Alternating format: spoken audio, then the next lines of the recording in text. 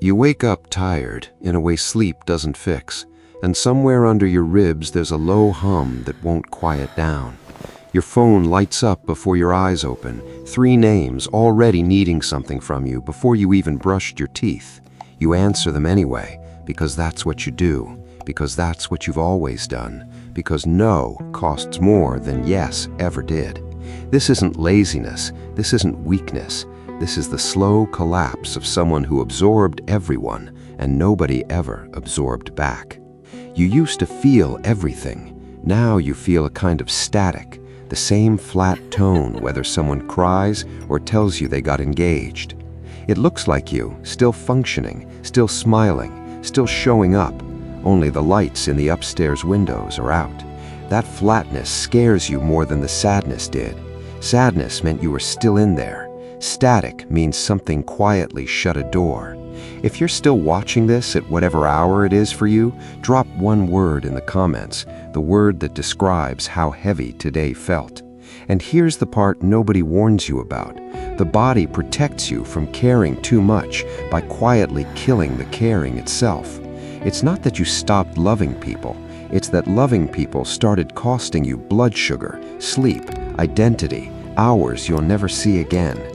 Somewhere along the way, your nervous system made a deal without asking you. Feel less, survive longer, and you signed without reading it. So before we talk about coming back, you need to see what actually broke, because it isn't your kindness and it isn't your heart. First, the line between their feelings and yours dissolves. Naomi walks into your kitchen and within 10 seconds your shoulders are tight. She hasn't said a word yet. Her jaw said it, her walk said it, your body translated her storm before her mouth could open. That's not magic, that's not intuition, that's a nervous system trained from childhood to read the room faster than the room could read itself. You learned it in a house where one person's mood decided whether dinner was safe or whether you ate standing by the sink. The cost of that training is this: you can't be in a room without scanning it. You can't sit still without absorbing the temperature. Real rest becomes impossible because you're never alone in your own body. You're always carrying somebody else's weather around with you. Then time starts breaking. The hours you give to other people start outnumbering the hours you give to yourself 10 to 1 every week. Hunter texts you at 11 p.m. about his ex, and you answer until 1 a.m. You wake for 6 for work and wonder why you cry in the parking lot. There's a math nobody ever taught you, and you've been running a deficit for years, paying interest in a currency made out of yourself. Then your taste goes. You stop knowing what you actually want: food, music, plans, people, because every preference got outsourced. Somebody asks what you want for dinner, and there's a half second of panic where you genuinely don't know if you have a real answer in there. You used to. There was a kid version of you with strong opinions about colors and songs and which kind of silence felt like home. That kid went quiet because agreeable got rewarded and honest got punished.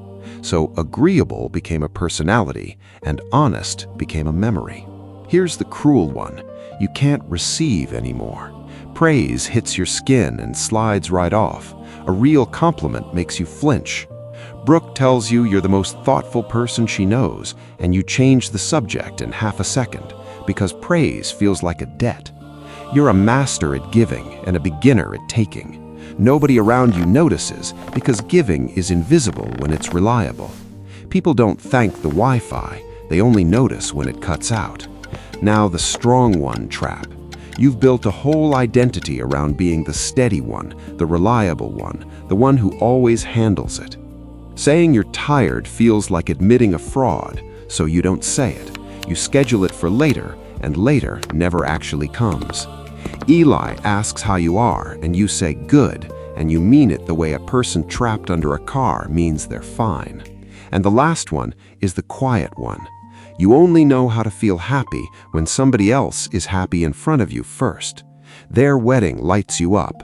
Their promotion lights you up. A Tuesday alone with your own life, and you stare at the ceiling, feeling nothing. That's the quiet horror of empathy burnout. You polished yourself into a mirror so clean that you can't find your own face in it anymore. If any of these landed, tell me in the comments which one hit hardest.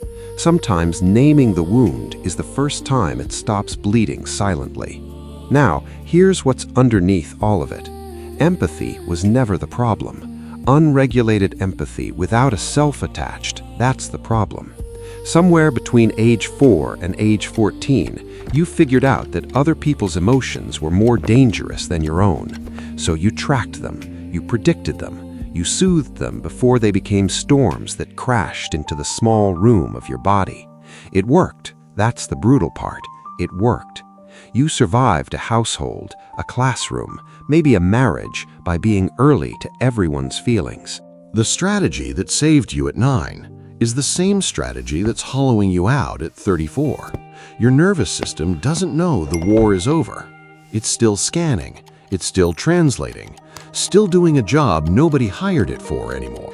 And every time you absorb somebody's mood without consent, yours or theirs, a little more of your own signal gets drowned out underneath, until one morning you sit on the edge of your bed and realize you don't know what you'd do today if nobody needed anything from you at all. That's not freedom. That's a phantom limb where your life used to be. The culture rewards this too. Be useful, be available, be dependable, be calm, hot, healed, profitable, and emotionally on brand at all times. Therapy language gets turned into a permission slip. Everyone around you dumps on you, and they get to call it being vulnerable. So you became their unpaid therapist, their on-call mediator, the group chat's emotional janitor, and got promoted into invisibility. Here's the root of it. You confused being needed with being loved. You confused being useful with being safe. You confused absorbing with belonging. Real love doesn't ask you to disappear into someone. Real safety doesn't ask you to forecast their every mood like a job you can't quit. But your body doesn't know that yet, because nobody ever proved it to you in a room you actually trusted enough to test it in. The way back starts smaller than you think. One sentence, one pause, one refusal that doesn't come with an apology stapled to the end. It isn't a vacation. It isn't a candle. It isn't a weekend in the woods with a notebook and a playlist about being soft and free. The way back is teaching your nervous system, one boring repetition at a time, that other people's feelings can exist without you fixing them. Step 1 is the pause.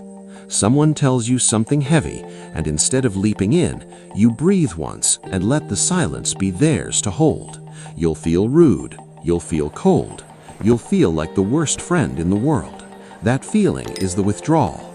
It isn't the truth about you. Step 2 is the audit.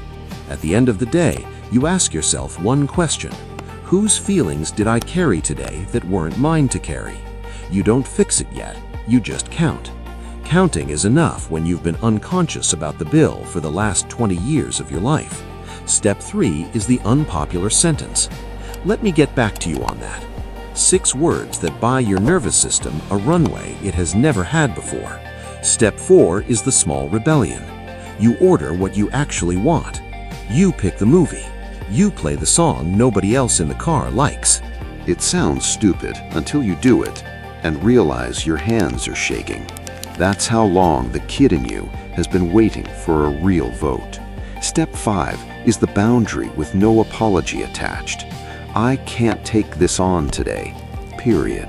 The period is the medicine. The period is the whole point.